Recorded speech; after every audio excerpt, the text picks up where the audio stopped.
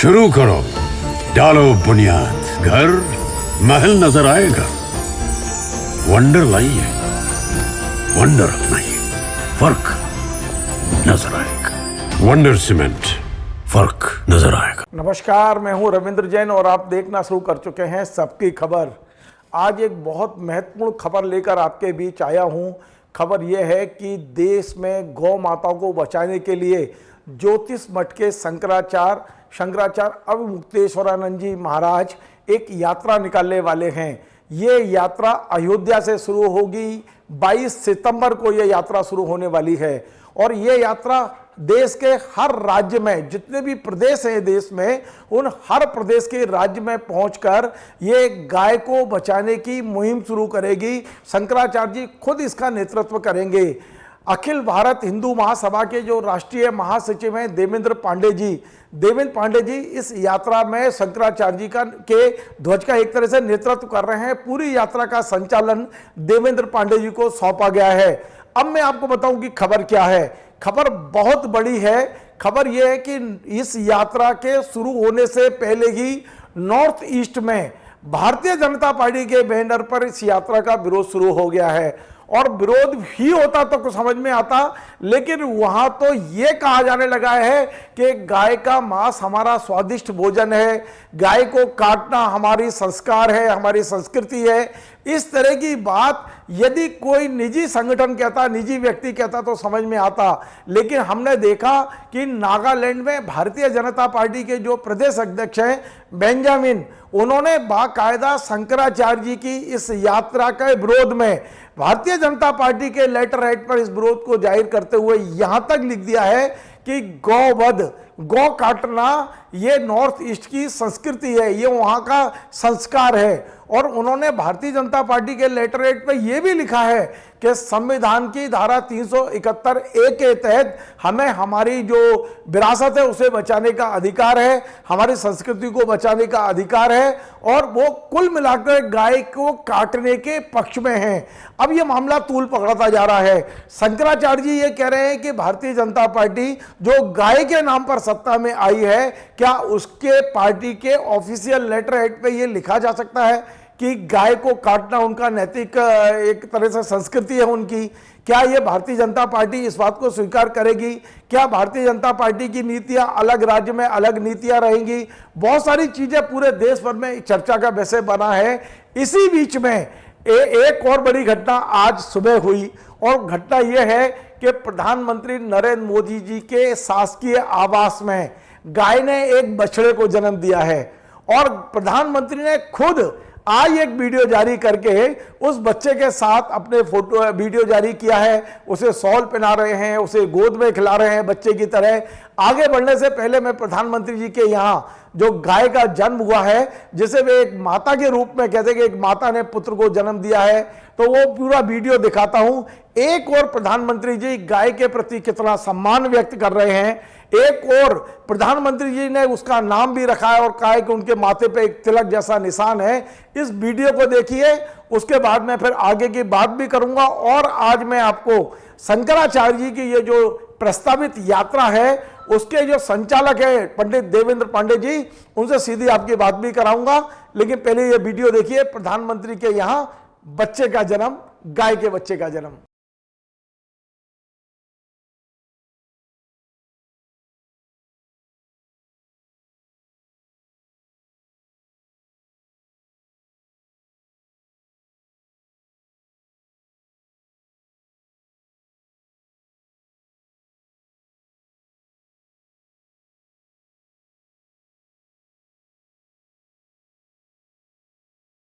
तो आपने देखा प्रधानमंत्री जी कितने खुश हैं, एक गाय के बछड़े का जन्म होने पर इतनी खुशी मना रहे हैं। तो आप सोचिए, इन्हीं प्रधानमंत्री के नेतृत्व में जो भारतीय जनता पार्टी आज देश में काम कर रही है, उस भारतीय जनता पार्टी के प्रदेश अध्यक्ष जो बेंजामिन है नागालैंड के, उन्होंने लेटर हेड पर लिखा है कि गाय काटना हमारी संस्कृति है, गाय का मांस खाना हमारे लिए सबसे स्वादिष्ट माना जाता है। अब मैं ये लेटर हेड दिखा रहा हूं, ये बेंजामिन का लेटर हेड है जो नागालैंड के प्रदेश अध्यक्ष है। मैं इनका फोटो भी दिखाता हूं और किस तरह ये गाय के वध का समर्थन कर रहे हैं।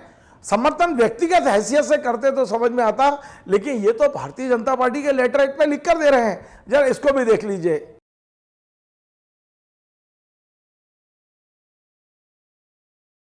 तो आपने देखा, एक और प्रधानमंत्री नरेंद्र मोदी जी गाय के बछड़े के जन्म पर खुशी मना रहे हैं, दूसरी ओर उनकी पार्टी का प्रदेश अध्यक्ष गाय को काटने की बात कर रहा है।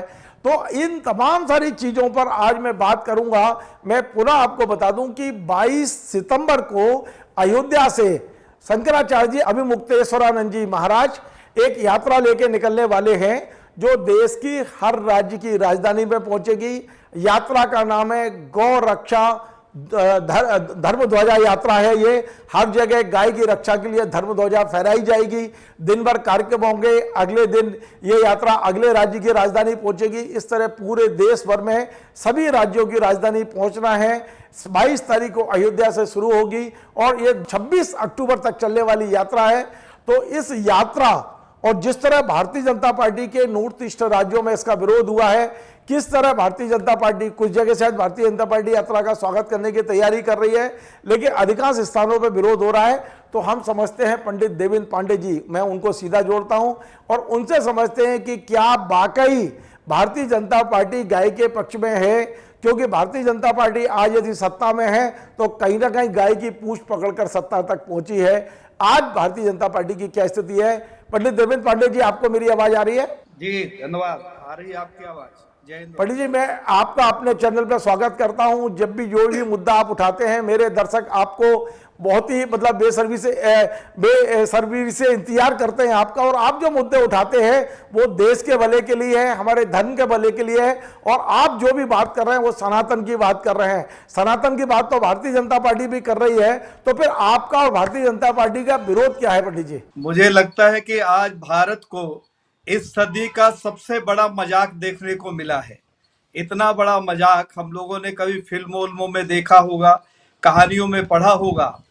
एक भारत का प्रधानमंत्री जो गाय के बछड़े को दुलारता हुआ हर एंगल से, हमें लगता है अगर उनका वीडियो देखा जाए तो कम से कम 10 वीडियोग्राफी एक साथ हो रही होगी, 10 एंगल से कैमरे लगे रहे होंगे, और उस छोटे से बछड़े को, गौ माता के नवजात को प्रधानमंत्री जी गोदी में भी उठाए हैं, उसे साल भी पहना रहे हैं, भगवान की जहां पूजा करती है वहां ले जाकर उसको दुलार भी कर रहे हैं। और प्रधानमंत्री जी भी लिख भी रहे हैं, गौ सर्व सुख प्रदा, गाय सभी सुखों को देने वाली होती है। अपने ट्विटर हैंडल से उन्होंने इस बात को प्रकाशित किया है और भारत के सभी न्यूज चैनलों में उस छोटे से नन्हे से गाय के बछड़े को खूब प्रचारित किया गया, पूरे राष्ट्र ने देखा। दूसरी तरफ देश के धर्म ध्वज वाहक पूजनीय शंकराचार्य जी, गौ माता की हत्या इस राष्ट्र में ना हो, गौ तस्करी ना हो, गौ माता की रक्षा हो, ताकि इस धर्म को बचाया जा सके और सनातन को बचाया जा सके। जब इस तरीके की मुहिम को लेकर वो आगे बढ़ रहे हैं, तब भारतीय जनता पार्टी के द्वारा ही एक अभियान शुरू किया गया नागालैंड में, और नागालैंड में सबसे प्रथम जो हमारा एक प्रतिनिधि मंडल गया शंकराचार्य जी की योजना को लेकर, पहले पत्रकार वार्ता करने का था, उसके बाद शंकराचार्य जी का रूट वहां वो घोषित करते और उसी के हिसाब से शंकराचार्य जी का पदार्पण सभी राज्यों की राजधानियों में होना है। तो जब हमारे प्रतिनिधि गए शंकराचार्य जी के संदेश को लेकर वहां प्रेस कॉन्फ्रेंस किया, तो सबसे पहला विरोध भारतीय जनता पार्टी के प्रदेश अध्यक्ष ने नागालैंड में किया, और उसकी परिणति ये हुई कि वहां की सभी राजनीतिक पार्टियां लामबंद हुई। उसमें कांग्रेस, भाजपा और जो भी वहां की स्थानीय पार्टियां हैं, सबने विरोध किया।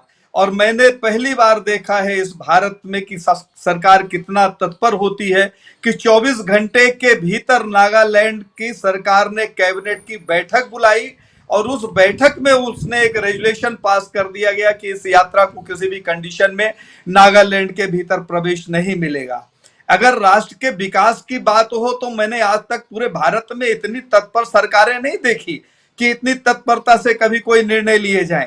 दूसरा, एक तरफ जहां गाय को दुलारने की बात होती है, उसी पार्टी के नेता जब गाय के वध की बात करते हैं, समर्थन करते हैं और संत का विरोध करते हैं, तो मुझे लगता है कि प्रधानमंत्री जी के लिए इससे ज्यादा शर्म की कोई दूसरी बात नहीं हो सकती, क्योंकि भारत की जनता देख रही है कि प्रधानमंत्री जी ने जिस बछड़े को लिया है उसकी माँ, उसकी मौसी, उसकी चाची, उसकी काकी कहीं ना कहीं किसी कसाई खाने में कट रही है और किसी कसाई के रसोई में उसका मांस पक रहा है। तो इस तरीके का जो प्रदर्शन है, ये मुझे लगता है इस सदी का सबसे बड़ा घिनौना मजाक है जो भारत की जनता के सामने आज प्रधानमंत्री जी ने गाय के बछड़े को दुलारते हुए, गौ माता के छोटे से बेटी को दुलारते हुए प्रदर्शित किया है। अगर उनके मन में गाय के प्रति प्रेम है तो उन्हें तो घोषणा करना चाहिए कि प्रधानमंत्री जी की यात्रा को हम करवाएंगे, भारत सरकार के प्रोटोकॉल में करवाएंगे। यह हमारी मांग तो सीधे सीधे है कि भारत सरकार गौ संरक्षण कानून बना दे। तो ये जो गाहे बगाहे गाय कटती रहती है, जो इस तरीके के प्रदर्शन होते रहते हैं, रोड मॉल लिंचिंग के नाम पर हिंसा होती है, इस तरीके के दंगे होते हैं, वोटों का ध्रुवीकरण होता है, ये बंद हो जाए। तो एक तरफ आप गौ माता के देवेंद्र पांडे जी लेकर प्रदर्शन करते हैं और दूसरी तरीके से ऐसी घटना, मुझे लगता है ये सबसे बड़ा मजाक है इस राष्ट्र के साथ। देवेंद्र पांडे जी, मैं आपसे ये जानना चाहता हूं कि यदि नागालैंड सरकार ने ये तय कर लिया है कि शंकराचार्य जी की यात्रा को वो प्रवेश की अनुमति नहीं देंगे, तो क्या आपने अपनी यात्रा से नागालैंड, मिजोरम, मेघालय, जहां ये विरोध हो रहा है, क्या आप वहां आप जाएंगे या नहीं जाएंगे? और यदि आप जाते हैं और शंकराचार्य जी को सरकारें गिरफ्तार करती हैं, तब क्या करेंगे? ये विरोध सर्वप्रथम अरुणाचल प्रदेश में कुछ छात्र नेताओं ने शुरू किया, उसके बाद नागालैंड हुआ, उसके बाद जो है मेघालय में भी हुआ। मेघालय की स्थिति तो ये थी कि जब हमारे प्रतिनिधि प्रेस क्लब बुक करने के बाद जा रहे थे प्रेस वार्ता करने के लिए, तो पूरे शहर को पुलिस की छावनी में बदल दिया गया। उसके वीडियो भी शायद आपने देखे होंगे। ऐसा लग रहा था कि बिल्कुल पूरे शहर में कर्फ्यू लगा दिया गया।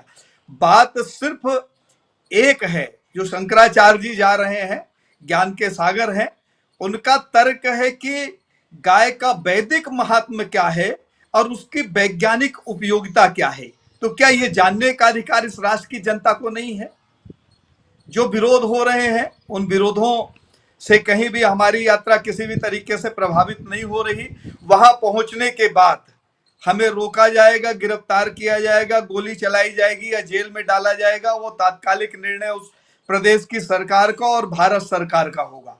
वो निर्णय हमारे हाथ में नहीं है। हमारे हाथ में धर्म ध्वज को लेकर निकल पड़ने का संकल्प है और उस संकल्प के आधार पर 22 तारीख को राम जन्मभूमि की प्रदक्षिणा करने के बाद शंकराचार्य जी की यात्रा निरंतरता को गति देगी और हम लोग उसी आधार पर आगे बढ़ते चले जाएंगे। जो भी मुसीबतें, जो भी संकट, जो भी विपदाएं आएंगी, वो परिस्थिति के आधार पर हम उन्हें झेलेंगे।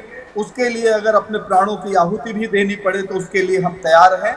ये राष्ट्र देखे और ये राष्ट्र जाने कि आज भारत में धर्म की रक्षा के लिए जान की कीमत कितनी सस्ती है।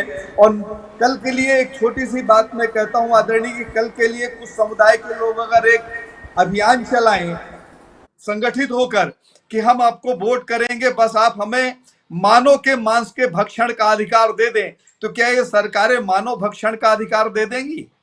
अगर नहीं तो एक तरफ माँ, उसको गाय को माँ कहते हुए आप ट्वीट करके उसको दुलार रहे हैं और दूसरी तरफ गाय की हत्या हो रही है और आप चैन से सो रहे हैं और आपके भाषण है कि इस राष्ट्र में पिंक रेवोल्यूशन है, देश की जनता कैसे शांति से बैठी हुई है।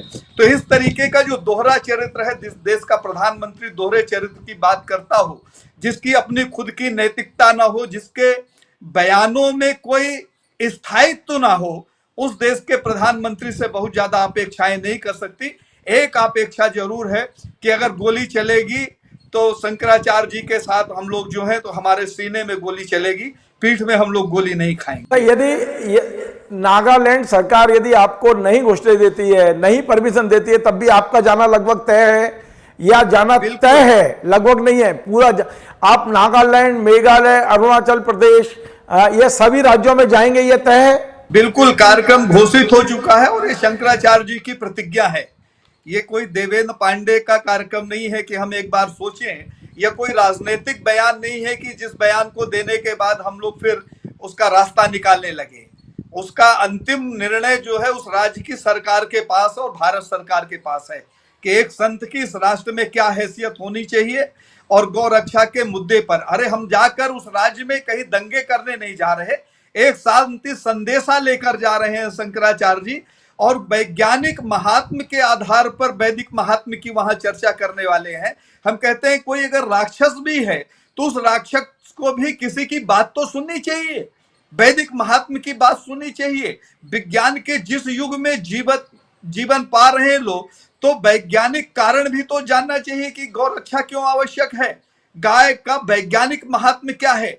इस तरीके के विषयों को पहले ही नकार देना, पहले ही लामबंदी कर देना, पहले ही विरोध करने लगना, पहले ही एक माहौल खड़ा कर देना कि वहां जाएंगे तो दंगे हो जाएंगे, ये तो मुझे लगता है पूरी तरीके से भारतीय जनता पार्टी का प्रदेश सरकारों के साथ मिलकर एक षड्यंत्र रचा गया है कि यात्रा किसी भी कंडीशन में पूर्ण ना हो। और मुझे ये लगता है कि जो अभी इनके हिंदी भाषी क्षेत्र हैं, जहां हिंदुओं की बहुलता है, वहां चूंकि ऐसा काम इसलिए नहीं कर सकते कि यहाँ जनता निकल कर रास्ते पे आ जाएगी, जनता विरोध करने लगेगी, इसलिए इन्होंने पूर्वोत्तर राज्यों को चुना है। और पूर्वोत्तर राज्य चूंकि हमारे पड़ाव में पहले आ रहे हैं, तो वहां हमें पहले इनका सामना करना पड़ेगा।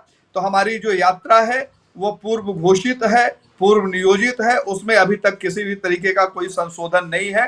शंकराचार्य जी 18-19 तारीख को जबलपुर पहुंच रहे हैं, परमहंसी आश्रम जो जबलपुर के पास है, गुरुधाम है, वहां आएंगे। वहां से हम लोग बैठकर योजना बना के और वहां से अपनी यात्रा को आरंभ करेंगे, जिसके आधार पर हम 21 तारीख की रात में अयोध्या पहुंचेंगे और 21 तारीख को और 22 तारीख पांडे जी प्रदक्षिणा करके यात्रा शुरू। पांडे जी, मेरा एक छोटा सा सवाल यह है कि हमने ये देखा है कि उत्तर भारत में, खासकर मध्य प्रदेश में तो आपको समर्थन मिल रहा है। मध्य प्रदेश में भारतीय जनता पार्टी को खड़ा करने वाले बड़े नेता रघुनंदन शर्मा जी ने खुद मुझे बताया कि शंकराचार्य जी का वेलकम वे खुद करेंगे। उन्होंने यहाँ पर जो आपने स्थान मांगा था वो स्थान भी आवंटित कर दिया है, और भारतीय जनता पार्टी के कई नेताओं ने शंकराचार्य जी के साथ मंच साझा करने की बात की है। तो ये दोहराव क्यों दिख रहा है? नॉर्थ ईस्ट में भारतीय जनता पार्टी के लोग लिखित में विरोध कर रहे हैं, और मध्य प्रदेश में भारतीय जनता पार्टी के लोग शंकराचार्य जी के साथ मंच साझा करने की घोषणा कर रहे हैं। ये दोहरापन क्यों दिख रहा है? दोहरापन पूरे राष्ट्र में है आदरणीय। अभी बिजनौर में कल ही एक होटल में छापा पड़ा आकस्मिक, और वहां से गौमांस पकड़ा गया प्रमाणित रूप पे। अभी तमाम चर्चा हो रही कि उत्तर प्रदेश में कत्ल खाने बंद कर दिए गए हैं, और 100 से ज्यादा कत्ल खाने जो है हरियाणा में खुलने जा रहे हैं। तो ये जितनी घटनाएं हो रही हैं सब भारत में हो रही हैं।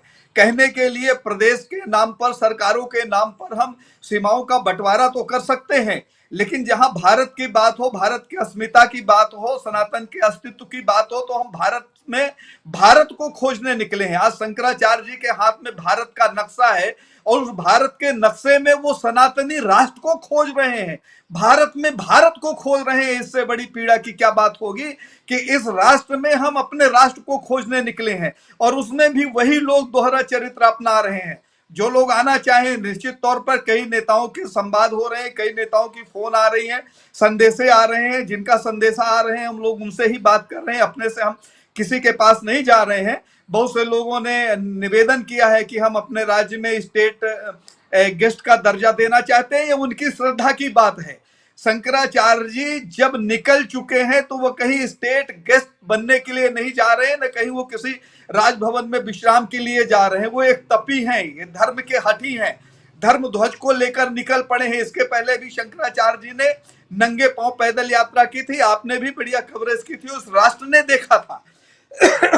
14 मार्च से 28 मार्च तक नंगे पांव गोवर्धन गिरिराज से दिल्ली तक की यात्रा की थी। उस समय भी बहुत से लोग आए, बड़े नेता आए, बड़ी आरतियां उतारी, लेकिन कहीं भी शंकराचार्य जी के अभियान को कोई प्रभावित नहीं कर पाया। तो जो लोग आना चाहते हैं उनका स्वागत है, लेकिन पवित्र हृदय से आए। गाय को अगर आप रोटी खिलाने की बात करते हो, गाय को दुलार करने की बात करते हो, तो बगल में पड़ोस में कटती हुई गाय की पीड़ा आपको होनी चाहिए। अगर आपका हृदय इस तरीके से होगा तो मुझे लगता है शंकराचार्य जी के दर्शन का भी लाभ होगा और धर्म में आपकी ख्याति भी होगी। अन्यथा दोहरे चरित्रों का मापदंड इस भारत में अब स्वीकार नहीं होगा, क्योंकि जिस तरीके से मजाक दर मजाक हो रहा है तो इस राष्ट्र की जनता को बड़ी तकलीफ हो रही है। पांडे जी, एक आखिरी सवाल। पांडे जी, मेरा एक आखिरी सवाल आपसे है, यद्यपि मैं आपसे जुड़ा रहूंगा, पूरे मूवमेंट की खबरें अपने दर्शकों तक पहुंचाऊंगा। आप चूंकि इस पूरे यात्रा का नेतृत्व कर रहे हैं, नेतृत्व शंकराचार्य जी का है, लेकिन संचालन चूंकि आपको सौंपा गया है, मैं लगातार पूरी यात्रा के दौरान आपके संपर्क में रहने की कोशिश करूंगा। मेरा आखिरी सवाल यह है कि भारतीय जनता पार्टी भी ये बात कर रही है कि वो सनातन के लिए जी रहे हैं, सनातन उनके प्राण हैं, तो क्या गाय बचाना सनातन नहीं है? क्या ये सनातन का हिस्सा नहीं माना जा सकता? क्या गाय को बचाने के लिए जब शंकराचार्य जी लीड कर रहे हैं तो क्या भारतीय जनता पार्टी को पीछे नहीं आना चाहिए उनके साथ में? ऐसे सवाल हैं जो दिमाग को मथते हैं। कहीं ना कहीं ऐसा लगता है कि हो क्या रहा है, शंकराचार्य जी करें तो वो सनातन नहीं है और भारतीय जनता पार्टी के नेता करें तो वो सनातन हो जाता है। ऐसा क्यों होता है? सतयुग और त्रेता में जब देवता स्वयं इस धरती पर पधारे थे उस समय भी बड़े राक्षस थे और उनका डायरेक्ट देवताओं से संवाद भी होता था, उनसे विवाद भी होता था। तो उस विवाद से, उस संवाद से, उस मुलाकात से या ईश्वर की भक्ति करके प्राप्त किए गए वरदान से उन्होंने अपने चरित्र को नहीं बदला। तो जिनका चरित्र खराब हो वो कितनी भी बड़ी बात करें उनकी बातों का कोई असर नहीं होता। महत्वपूर्ण ये होता है कि हमारी आत्मा कैसी है।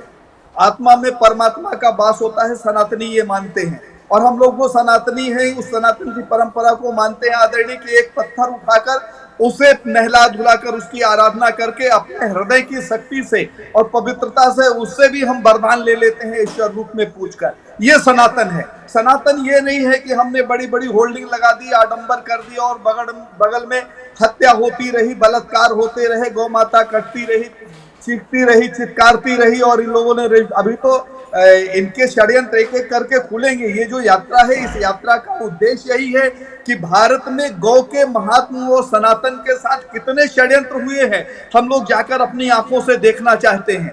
गाय के डकार से आज ये बता रहे हैं कि इस प्रकृति को नुकसान हो रहा है, गाय के गोबर से बता रहे हैं कि नुकसान हो रहा है, लेकिन गाय के कटने पे उसके मुंह से निकलने वाली चित्कार से कोई इनको हानि नहीं समझ में आ रही। तो इनका चरित्र बहुत स्पष्ट हो चुका है, साफ दिख रहा है, ये कहीं भी सनातनी नहीं है। इनके पास अंतिम अवसर है। हमारे यहाँ जो धर्माध्यक्ष होते हैं, धर्माधिकारी होते हैं, धर्म के धर्मध्वज होते हैं, उनका मानना ये होता है कि प्राणी जो जिसने जीवन पाया है वो अपने कर्मों के आधार पर अपनी करनी को सुधार ले और उसका अगर ये जीवन बिगड़ गया है तो भविष्य का जीवन जो है, पुनर्जन्म जो है वो सुधर जाए, अन्यथा हमारे यहाँ नरक का प्रावधान है। तो हमारे यहाँ तो शंकराचार्य जी इस बात से चिंतित है कि प्रधानमंत्री के जो दोहरे चरित्र के आधार पर प्रधानमंत्री जी को तो हजारों वर्ष का नरक भोगना पड़ेगा, क्योंकि जिस तरीके से ये दोहरा चरित्र कर रहे हैं, यहाँ निश्चल मन होना चाहिए। भगवान को आप धोखा नहीं दे सकते हो, धर्म को धोखा नहीं दे सकते हो। तो धर्म के साथ धोखेबाजी करने के परिणाम हमारे शास्त्रों में उल्लिखित है कि ऐसे लोगों को नरक होता है। तो हमारे शंकराचार्य जी तो इनको नरक से बचाने के लिए बार बार आगाह कर रहे हैं कि गौ हत्या बंद कर दीजिए, होने वाले पापों को बंद कर दीजिए, राष्ट्र को उसकी धर्म के आधार पर जो हमारी पुरातन सांस्कृतिक मान्यताएं हैं उसके आधार पर उसके वैभव को पुनः स्थापित करने दीजिए। लेकिन इनका जो दोहरा चरित्र है वो इनके नर्क के मार्ग तो प्रशस्त कर ही रहा है और इन्होंने भारत के साथ जो छल किया है वो भी उजागर होता चला। चलिए, बहुत बहुत धन्यवाद। अब मैं लगातार आपसे जुड़ा रहूंगा और कोशिश करूंगा 18 तारीख को शंकराचार्य जी जब मध्य प्रदेश के प्रवास पे हों तो मैं सीधी उनसे बात करूं आपके सहयोग से। आपका अपना ध्यान रखिएगा, ये एक बड़ा कार्य पर आप निकल रहे हैं। मैं अपनी ओर से आपको शुभकामनाएं देता हूं और उम्मीद करता हूं कि आप अपने मिशन में सफल होंगे। नमस्कार। शुरू करो, डालो बुनियाद, घर महल नजर आएगा। वंडर लाइए, वंडर अपनाइए, फर्क नजर आएगा। वंडर सीमेंट, फर्क नजर आएगा।